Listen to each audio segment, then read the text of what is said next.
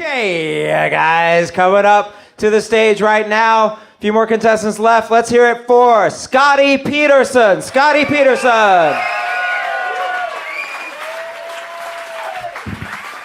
All right, thank you. Just gonna put this over here. Anyways, I'm real excited to be here today because I'm graduating college this weekend. I know. Wish you guys were about as excited as my grandpa when he found out. He was like, "What? College? You're 26. Why don't you start acting like a 26-year-old and get a job already?" It's like, whoa, all right. You're 86. Why don't you start acting like an 86-year-old and just die already? Anyways, the funeral was about a month ago.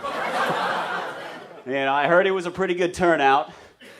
But, and once I actually had time to let it sink in, I got real sad, because I got like 15 minutes of really good grandpa material that I'm just not ready to let go of yet.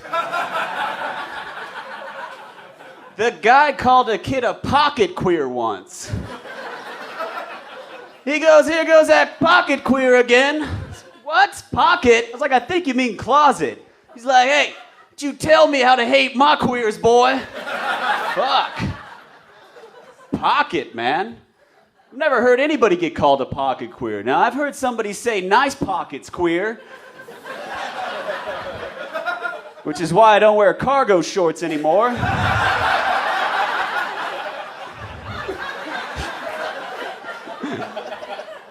But never pocket queer. It doesn't even sound insulting. It sounds like an iPhone app for interior design.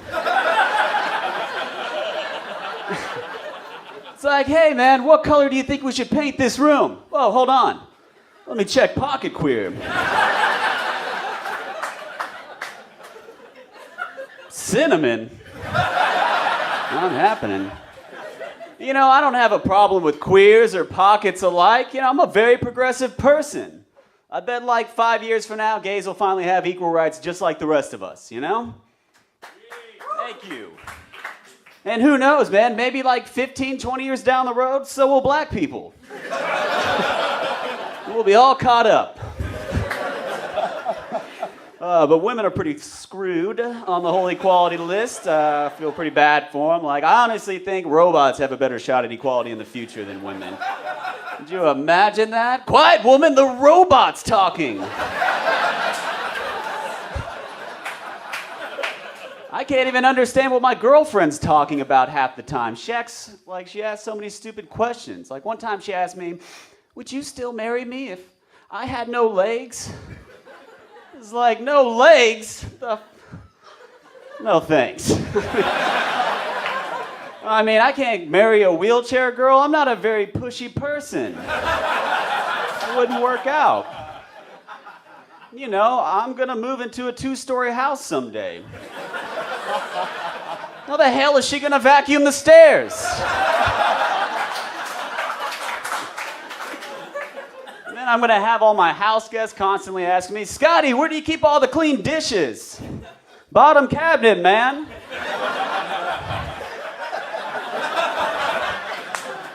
Oh well.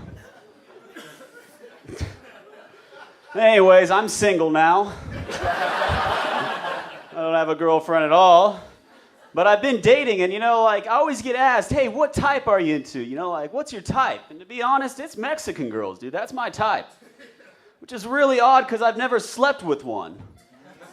I thought I did once, but turns out it was just a really tan pregnant chick.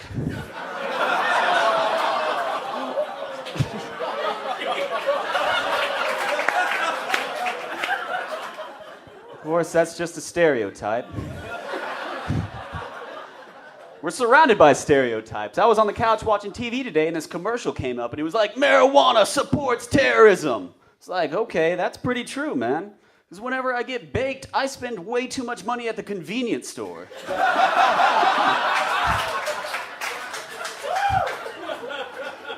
Let's face it, I probably got enough peanut butter cups in high school to take down Tower 1 alone. Not a problem.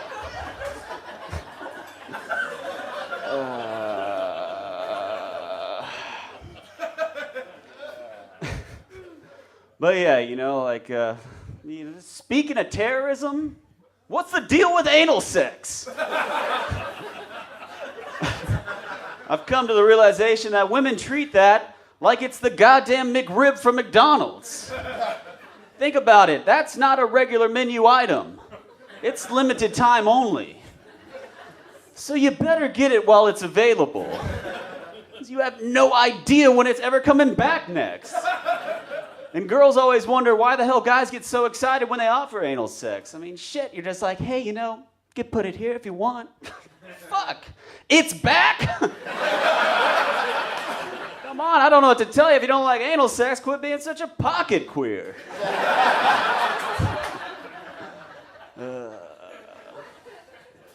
Yeah, I did go on a date recently. And it was a great date, you know, and all that, and we went back to her place and messed around a little bit, but the sex got a little too intense for me. In the middle of it, she told me to rape her, like, just turned around, like, just rape me. Like, the fuck? That's ridiculous. If I could have raped you, why the hell did I take you out on that date?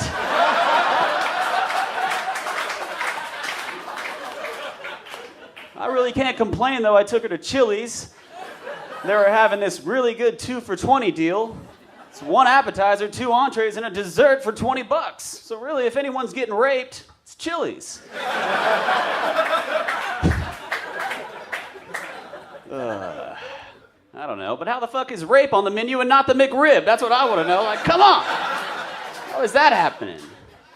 Well, girls are getting too kinky these days, and I blame it on the books they read. Like this book, 50 Shades of Grey. It sold 1 million copies, like faster than any adult-rated book in America. Which is probably why girls keep telling me the book was better after sex. Sorry, I can't compete with a 300-page novel devoted to getting you off. Fucking me is more like Cliff Notes. Because it's not going to take very long. And I tend to go over a lot of detail. But at the end of it, you'll have a pretty general idea of what I was trying to do. All right, thank you very much. My name's Scotty.